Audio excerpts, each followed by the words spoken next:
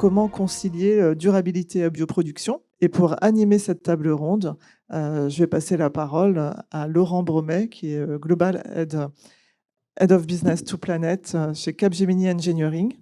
Voilà, Laurent, je te passe la main. Juste un mot sur Capgemini et le Business to Planet, juste pour expliquer ce que ça veut dire. En fait, Capgemini a pris des engagements très très forts en termes de RSE, mais est convaincu que du fait de son empreinte et de ses expertises, peut apporter beaucoup plus en aidant ses propres clients à se transformer et intégrer le développement durable dans ses roadmaps, en fait. Voilà. Et donc d'où cette notion-là. Donc je vais avoir le grand plaisir d'animer, et aussi l'honneur d'animer cette table ronde. Ravi que la sustainability et le développement durable soient au cœur des échanges aujourd'hui. C'est effectivement un sujet prépondérant. Donc je serai associé à Lyon avec Jessica, qui est de l'entreprise Netri. Je vais juste dire deux mots sur Netri. Donc Netri est fondée en 2018 à Lyon, au cœur du biodistrict de Gerland. C'est une société qui est spécialisée dans les technologies innovantes pour les industries de la pharmacie, la pharma au sens large, avec une proposition de valeur unique sur le marché des organes sur puce. Donc merci Jessica d'être là. Émilie, que je vois également installée, donc Émilie également de Capgemini. Didier, je ne sais pas si Didier, je n'ai pas le retour, mais je ne sais pas si Didier est déjà installé à côté de vous, donc il n'est pas là, donc c'est pas grave, on va continuer. Donc à Meudon, donc la chance d'avoir Sabrina également de Capgemini et Xavier également que vous connaissez déjà. En attendant que Didier s'installe. Ah, ok, je pense très bien. que Didier n'a pas réussi à arriver en fait. D'accord. Donc, j'ai pas eu le temps d'écouter. Il a essayé de m'appeler, mais j'ai pas réussi à le rejoindre. Bon, très bien. Écoutez, on va faire sans Didier de l'entreprise Plaire. Comme quoi, il y a autant d'embouteillages probablement et de difficultés de transport à Lyon que ce qu'on peut avoir en région parisienne. Donc, juste en termes d'introduction, donc le secteur de la santé est par essence un contributeur au développement durable, enfin, en permettant l'accès à la santé aux personnes. Néanmoins, on l'a vu en introduction de cette séance, que la bioproduction, la biopharma est un secteur qui est en forte croissance et qui, d'autre part, on l'a également vu, a un impact environnemental non négligeable. Et donc, c'est bien ces aspects qu'il faut traiter. Donc, le contrat de stratégie de la filière industrie et technologie de santé a été signé en novembre 2023 pour soutenir, entre autres, la filière du biomédicament. Ça s'articule autour de 5 volets et 16 projets, dont certains visent à renforcer les actions en faveur de la transition environnementale des industries. Il y a déjà un certain nombre d'actions qui sont déjà entamées, mais néanmoins, la filière continue à investir, notamment sur la gestion des déchets, la réduction des déchets. Donc, le développement durable, il y a 3 gros piliers, l'environnement, le social et la gouvernance. Aujourd'hui, on va essayer d'adresser, alors partiellement, parce que c'est impossible d'adresser en 25 minutes la totalité de ces enjeux-là, mais en tous les cas, on va essayer d'adresser le côté environnemental et le côté social. Donc, si on commence par le côté environnemental, bon, on l'a vu, la bioproduction génère des consommations d'eau. On les a traitées dans le cadre des échanges précédents. Également, il y a une chaîne de froid souvent à maintenir et à entretenir. Donc, ça a un impact aussi environnemental. Et il y a des traitements qui sont assez coûteux, et qu'il faut chercher à optimiser en termes de production, en termes de gestion des déchets. Donc tout ça, c'est bien identifié, mais pour pouvoir avoir des axes de progrès, il est important de pouvoir quantifier ces thématiques-là. Et souvent, les choses sont imbriquées. C'est-à-dire qu'on ne peut pas tester de manière individuelle chaque critère. Il faut avoir une vision holistique de ces sujets-là. Il y a des outils qui existent, notamment les analyses de cycle de vie. Et donc, Xavier, est-ce que tu peux nous en dire un peu plus ? Alors, l'analyse du cycle de vie, c'est 16 critères, comme tu disais, qui peuvent être assez, on ne va pas dire contradictoires, mais on peut être bon sur un critère et au contraire dégradé en fonction des différentes solutions qu'on opère. Souvent, quand on fait de l'analyse du cycle de vie en phase amont, ce qu'on appelle le light LCA, on va regarder le CO2, ça tombe bien, les déchets et l'eau. Voilà. Donc, ce qui est important dans l'analyse du cycle de vie, c'est que donc c'est multicritère, mais c'est aussi le full life science. Ça part du début, on va aller chercher la matière, souvent dans les scopes 3.1, on appelle ça scope 1, 2, 3. Toute la partie production, assemblage et aussi la partie usage. Jusqu'à la fin de vie. Voilà. Et typiquement, dans la pharma, par exemple, c'est souvent le scope 3 et notamment la partie supply qui génère le plus de CO2. Mais pour avoir eu la chance d'échanger avec la RSE d'un grand groupe pharma, en fait, il y a aussi une problématique sur la fin de vie. Parce que le métier de la pharma, c'est aussi beaucoup de molécules actives et dont le taux d'assimilation n'est pas à 100%, c'est pas possible. Donc on va en retrouver dans les océans. Et aujourd'hui, dans les océans, il y a plus de 600 substances actives. Et donc ça, c'est une problématique que devra craquer le secteur dans le futur. Merci beaucoup. On l'a déjà abordé un petit peu tout à l'heure. Un des leviers pour limiter l'impact environnemental, c'est la réduction des déchets. Oui, tout à fait. Donc, pour limiter l'impact carbone et aussi limiter les déchets, il est vraiment important de faire vraiment toute la chaîne, depuis la phase très amont par l'approvisionnement de matières premières jusqu'à la consommation du patient, de ces traitements par les patients, en passant bien entendu par la production, donc optimiser cette production, optimiser son rendement et aussi grâce aux technologies existantes d'avoir des lots conformes et limiter le nombre de lots non conformes. Voilà. Très clair, merci beaucoup. Je vais me permettre de poser une petite question. Je vois une troisième personne sur l'estrade à Lyon. Bonjour. Bonjour. Oui, je suis Caroline Micheletti. Je travaille pas mal avec Sabrina sur tout ce qui est supply chain de médicaments pour essais cliniques. D'accord, très bien. Ok, super. Passons peut-être maintenant, Émilie, j'ai une question pour toi. On a beaucoup parlé de l'IA tout à l'heure, donc faisons un peu le lien. Donc, comment est-ce que l'IA peut aider les analyses systémiques en labo et donc aussi optimiser les temps de développement et réduire les déchets? Effectivement, aujourd'hui, on a des nouveaux systèmes qui sont en cours de développement, qui sont en cours de test, qui sont bien connus aujourd'hui dans tous les laboratoires de recherche qui s'intéressent à ça. C'est détecter en temps réel, dans l'air ambiant, par exemple, en fait, les éléments pathogènes qui pourraient être source de toutes les biocontaminations qu'on teste aujourd'hui, donc via des boîtes de pétri qui vont, au bout de quelques heures, être récoltées. On va les transporter, on va les amener dans un laboratoire d'analyse, on va faire l'analyse et enfin, on va savoir s'il y a biocontamination et s'il y a une problématique sur le batch en question.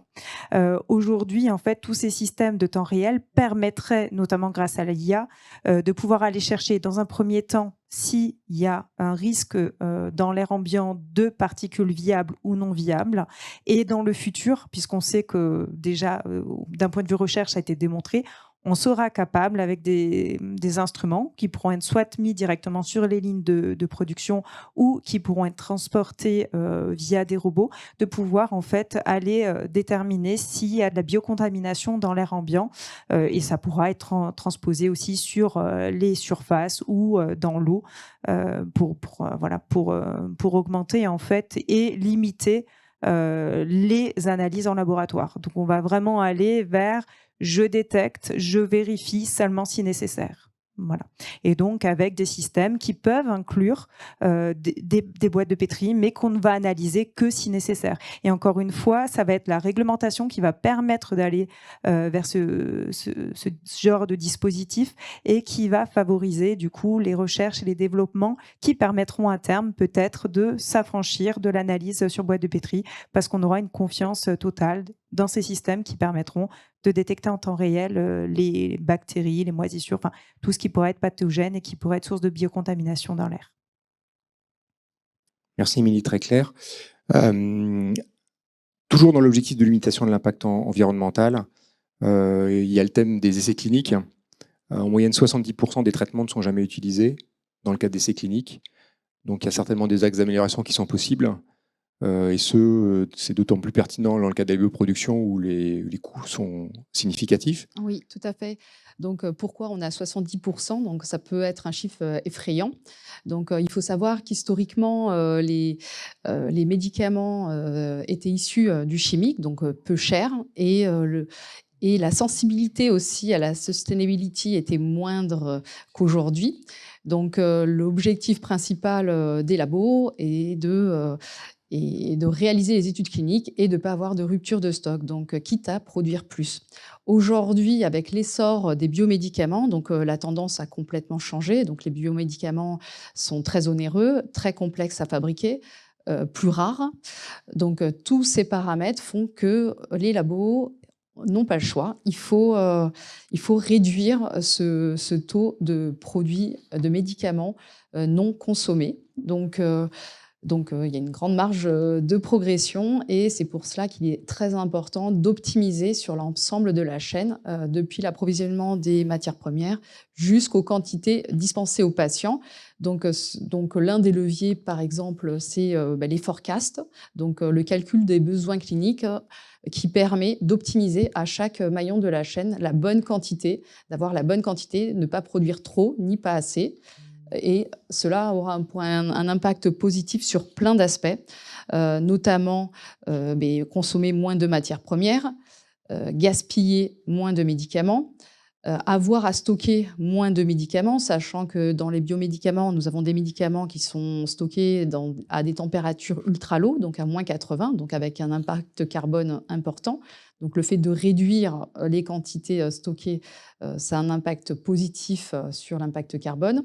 Et aussi, il faut savoir que pour les études cliniques, donc la voie de distribution des médicaments vers les patients, donc c'est des études souvent worldwide, donc avec généralement 90 pays qui participent aux études. Donc, voilà, c'est un nombre total de pays. Donc, il y a des études plus ou moins importantes en termes de volume de patients. Donc on envoie des traitements en avion aux quatre coins de la planète. Et parfois, on envoie très peu de boîtes de traitement puisqu'elles sont très chères. Elles peuvent... sur la bioproduction, on peut avoir des boîtes de traitement à 15 000 € l'unité, sachant qu'on a besoin de milliers de boîtes. Donc, les essais cliniques ont un poids très important financier. Les études cliniques se chiffrent en centaines de millions d'euros. Donc, voilà, d'où l'importance de réduire tout ça, envoyer moins de produits et stocker moins. Voilà, et jeter moins. Voilà. Merci Sabrina. Caroline, est-ce que vous voulez compléter, intervenir ?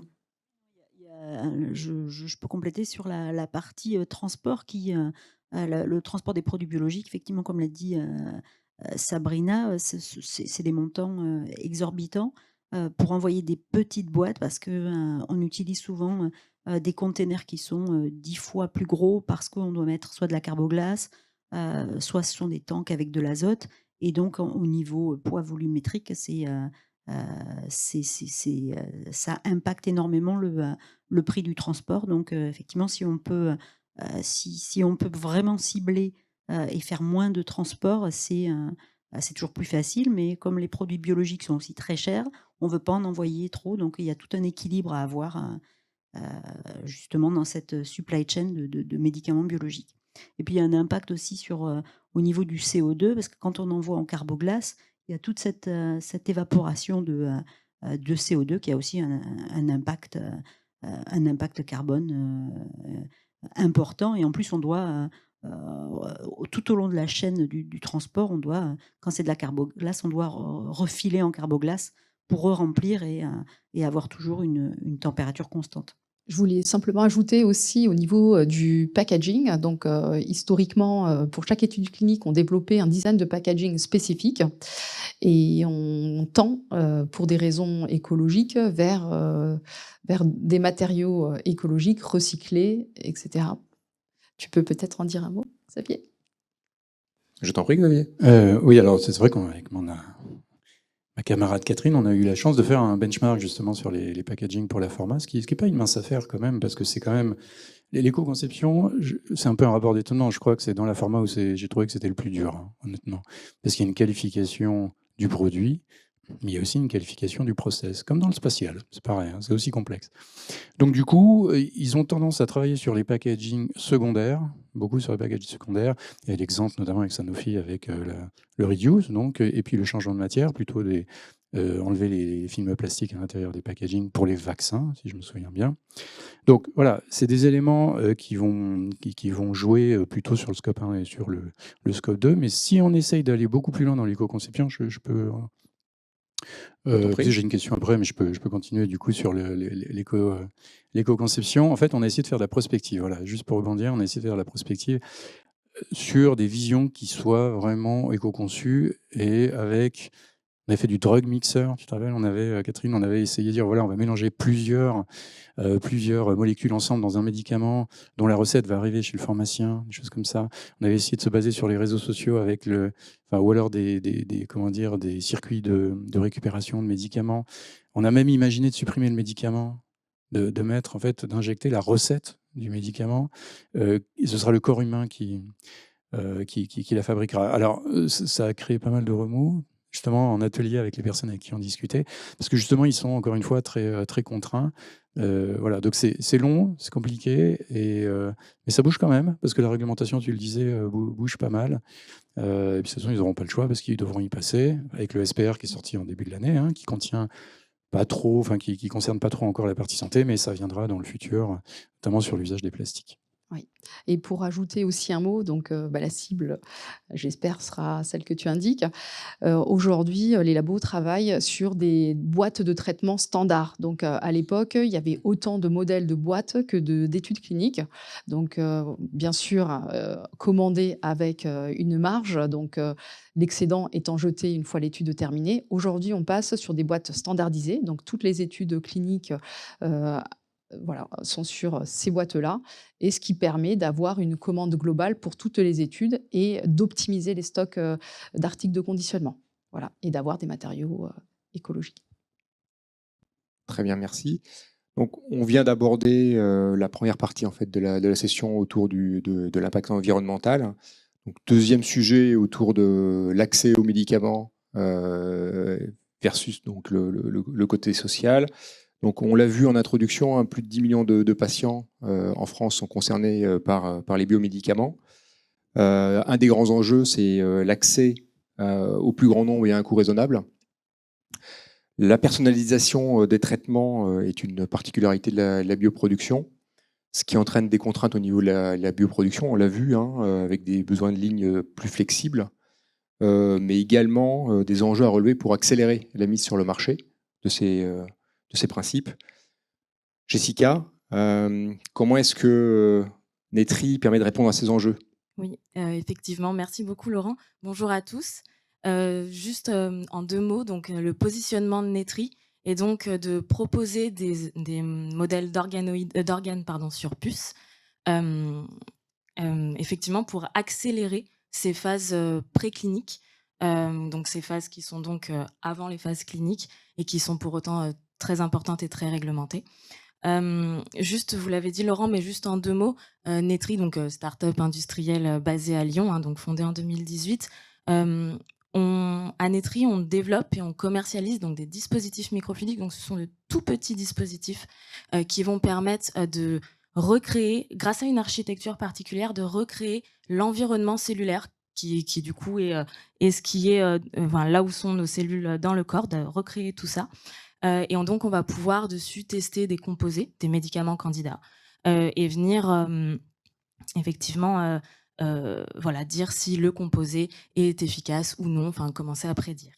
Juste, on parlait du chiffre de 70% des essais cliniques échouent. Nous, on a plutôt cette notion de 90% des essais cliniques qui échouent. C'est effectivement très dépendant des domaines thérapeutiques dans lesquels on est. Quoi qu'il en soit, c'est un enjeu bien sûr environnemental, on l'a souligné juste avant, mais également sociétal, parce que ça veut dire que ce sont des patients qui n'auront pas accès à ces traitements. Et puis bien sûr, des coûts qui ne sont pas négligeables. Ce ratio, enfin du moins ce pourcentage, c'est vraiment que la partie visible, si je puis dire, de l'iceberg, dans le sens où il y a beaucoup de composés qui vont être testés en avance de phase, que ce soit chez l'animal ou dans des modèles in vitro, qui là également vont également échouer. ne pas aboutir du moins. Du coup, à Netri, on participe à cet effort en proposant des modèles qui vont être plus prédictifs, du moins de ce qui se passera chez l'homme, donc en combinant notre technologie, des cellules humaines et la possibilité d'analyser via des paramètres très particuliers. Ça fait un petit peu sens par rapport à la table ronde de tout à l'heure. Donc voilà, pour proposer des modèles beaucoup plus prédictifs. Juste pour rebondir sur ce côté personnalisation, à terme, à moyen terme, si on peut dire, il va être possible de prendre des cellules de patients, de venir les cultiver dans nos dispositifs et de tester des composés qui vont être spécifiques par rapport au phénotype de ce patient, enfin du moins aux caractéristiques très singulières du patient, ce qui ouvre la voie bien sûr vers la médecine personnalisée. Très bien, justement, si on revient aux essais cliniques, on a vu l'optimisation par rapport à l'impact environnemental. Qu'est-ce qu'on peut faire pour faire en sorte que ces essais cliniques soient optimisés aussi en termes de délai, de temps, pour justement permettre une accélération de la mise sur le marché? Alors avec toutes les solutions technologiques dont Netri et l'IA aussi, c'est d'optimiser aussi la stratégie de l'étude clinique, notamment le recrutement patient qui est clé, donc de bien identifier les bons pays qui ont un bon potentiel de recrutement patient et d'envoyer la juste quantité au bon endroit pour accélérer ces études cliniques. Aussi, d'un point de vue, pour l'IA, ce qui permet d'accélérer aussi, c'est toute la phase de mise en place de l'étude. Donc, beaucoup de documents à produire. Donc, l'IA permet aussi de générer ces documents dans un délai plus court et donc de réduire aussi le délai de mise en place de ces documents et donc de leur soumission et de réduire aussi la phase de setup des études. Voilà. Donc beaucoup de pistes, beaucoup d'enjeux, voilà, que les technologies vont relever. Caroline? Si on peut rajouter, le grand espoir de l'IA aussi, c'est de pouvoir récolter facilement toutes les données des études cliniques, de pouvoir les organiser et de pouvoir, pouvoir déposer les dossiers aussi plus rapidement et d'avoir aussi un historique qui permette de mieux analyser les résultats en fait. Donc l'analyse de la data et l'organisation peut accélérer énormément la mise sur le marché et les résultats des essais cliniques en fait. Enfin, les résultats des essais cliniques et la mise sur le marché. Et ça présente aussi un avantage d'un point de vue éthique, puisque le fait d'avoir la bonne quantité au bon endroit, il faut savoir que les études cliniques, on teste le médicament en développement du laboratoire qu'on teste contre un médicament commercial dans le marché qu'on appelle comparateur. Donc, dans un contexte où on a des pénuries de médicaments dans les pharmacies, le fait d'acheter, de prendre du marché trop de produits au détriment des patients pour faire les études cliniques et de finalement en jeter une grande partie, voilà, ça pose des soucis éthiques. Le fait d'avoir la bonne quantité, ça limite l'impact des études cliniques sur l'achat de ces médicaments qu'on prend du marché. Voilà. Alors peut-être un autre aspect qu'on n'a pas encore évoqué, le bien-être animal, qui aussi fait partie des objectifs en termes de développement durable. Comment est-ce qu'on peut réduire l'expérimentation animale grâce à des méthodes alternatives? Jessica, peut-être que vous auriez un mot à dire à ce sujet-là? Oui, tout à fait. Effectivement, l'expérimentation animale, du moins l'utilisation d'animaux à des fins de recherche, tend de plus en plus à être régulée, avec le principe qu'on connaît tous des 3 R, donc réduire, remplacer et raffiner lorsque cela est possible. Bien sûr, ça fait sens d'un point de vue éthique, mais ça fait sens aussi d'un point de vue scientifique. Dans la majorité des cas, un modèle animal n'est pas prédictif de ce qui se passera chez l'homme, que ce soit en termes de composés à tester, en termes d'effets secondaires qu'on va pouvoir retrouver chez l'homme, mais également en termes de toxicologie, d'efficacité. À Netri, effectivement, principalement, nous utilisons des cellules humaines du coup, pour venir tester des composés. puis associer cela à de l'analyse avec différents paramètres expérimentaux, ce qui bien sûr fait sens lorsqu'on travaille en médecine humaine. Juste pour ouvrir un petit peu sur cette thématique de bien-être animal ou d'expérimentation animale au sens large, c'est un thème qui est de plus en plus employé, de plus en plus utilisé, qui est le concept de One Health. C'est un principe assez simple qui est l'idée de dire on ne peut pas séparer la protection de la santé humaine de la protection de la santé animale ou de la santé environnementale.